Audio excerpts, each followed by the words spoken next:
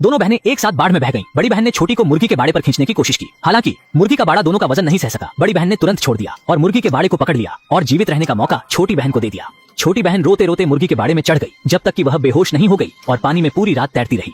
अगले दिन जब वह जागी तो देखा कि उसके पास एक बूढ़ी मुर्गी है। बाढ़ का पानी सिर्फ छन छन का कुंड रह गया था और वह अब एक बंजर रेगिस्तान में थी। जब उसने इसे देखा तो वह बहुत डर गई, लेकिन फिर उसने देखा कि दूसरी तरफ एक नखलिस्तान है।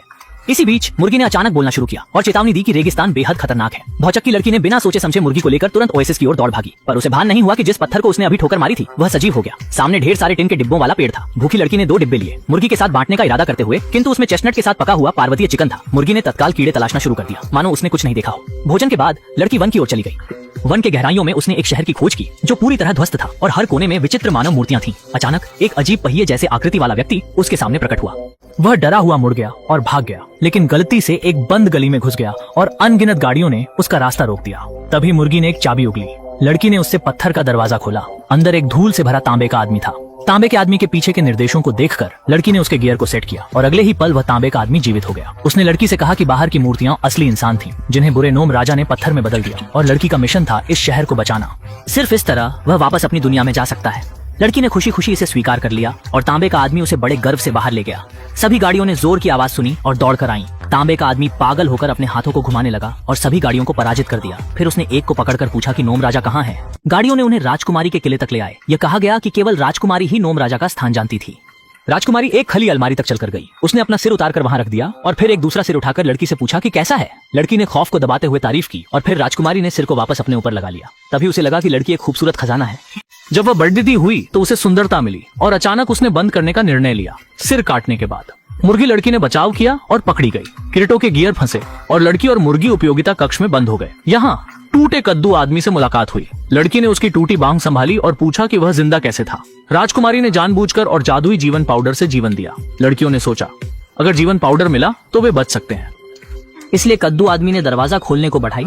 लड़की निकली और कांस्य आदमी को सक्रिय किया। अंतरिक्ष यान समेटने को कहा और राजकुमारी की चाबी ली। खजाने के कमरे में सिर सोए थे। लड़की ने चाबी से अलमारी खोली मगर सिर देखकर चौंक गई। वह राजकुमारी की असली शक्ल थी। कांपते हाथों से बोतल छुई, सिर जागा। वह जीवन पाउडर ले भागी सिर की चीखों में और अंतरिक्ष यान पर पाउडर छिड़कने लौटी। वहाँ एल्क जीवन में आ गया। पर्णपाती बाहर भागे और राजकुमारी के महल से भागे। गुस्से में राजकुमारी ने पीछा करने के लिए पहियों वाले आदमी भेजे जो अपनी जान बचाने लड़े।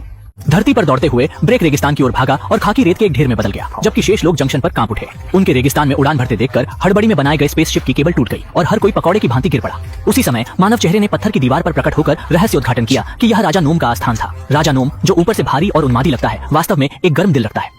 मैं लाल ऊंची एड़ी के जूते पसंद करती हूँ। कहा जाता है ये जूते अंतरिक्ष में सफर कर सकते हैं और लड़कियां इन्हें पाकर घर जा सकती हैं। इसीलिए लड़की ने राजा नोम के साथ शर्त लगा दी। जब तक उसने उस शख्स को नहीं ढूंढ लिया जो एक गहने में बदल गया था, राजा नोम ने जूते उधार दे दिए। यदि वह गलत थी तो खुद एक गहने में परिवर्तित हो जाती। लड़की के पास सिवाय हामी भरने के और कोई चारा नहीं था। हालांकि सजावट से अटे कमरे में कदम रखते ही वह विस्मित हो गई। इतनी सारी चीजें उसे कैसे मिल सकती थी। निराशावश उसने आंखें मूंद कर छूने की ठानी और जब उसने आंखें खोली और हरे पत्थर को अपने बगल में देखा, उसने उसे चुन लिया। प्रकाश की लपलपाहट के संग उसने एक बिजूका को मुक्त किया। बिजूके ने खुलासा किया कि उसके सहयोगी हरे गहने में तब्दील हो गए थे, इसलिए उसने उन्हें बिना बदले के जीवित करना शुरू कर दिया। राजा नोम को एहसास हुआ कि गतिशीलता में परिवर्तन आया है और उसने तत्काल अपना रूपांतरण किया। महल डोलने लगा और राजा नोम का प्रबल शरीर सब्र करने लगा। उपस्थित होकर वह गुस्से में उन्हें मारने के लिए आता है। हिरण के सिर से बंधा हुआ सोफा फट जाता है। ग्नोम राजा तुरंत उसे अपने मुंह में डाल देता है। लड़की मौके का फायदा उठाकर अपने साथियों के साथ भागने की कोशिश करती है। हालांकि ग्नोम राजा पत्थरों को राक्षसों में बदल सकता है, समूह के पास बचने का कोई रास्ता नहीं होता है। इस बार उसने अपना काला जादू कद्दू आदमी पर चलाया। जब कद्दू आदमी लगभग खाने वाला था, किसी ने नहीं देखा कि एक मुर्गी कद्दू आदमी के सिर में छिपी हुई थी। मुर्गी ग्नोम राजा के बड़े जबड़े से डर गई। उत्साह से उसने एक अंडा डाल दिया। वह अंडा ग्नोम राजा के पेट में समा गया। राजा परेशान हो गया। उसकी आंखें पत्थरों से ढक गईं और पत्थर के राक्षस पीछे हट गए। दरअसल अंडा उसके लिए जहरीला था। उसका शरीर घुलने लगा और अंत में पत्थर के ढेर में बदल गया। लड़की ने पत्थरों के ढेर से लाल जूते उठाए। टूटे शहर से जीवन लौट आया। मूर्तियों में बदले लोग फिर जी उठे। सब ने उस क्षण का उत्सव मनाया। लड़की को पता था अब उसे विदा लेनी होगी। उसने जब आंखें खोली, वह नदी के किनारे थी जहां उसके परिजन उसे खोजने में लगे थे। वह विचित्र यात्रा जो एक सपने जैसी थी, हमेशा उसकी यादों में बसी रहेगी।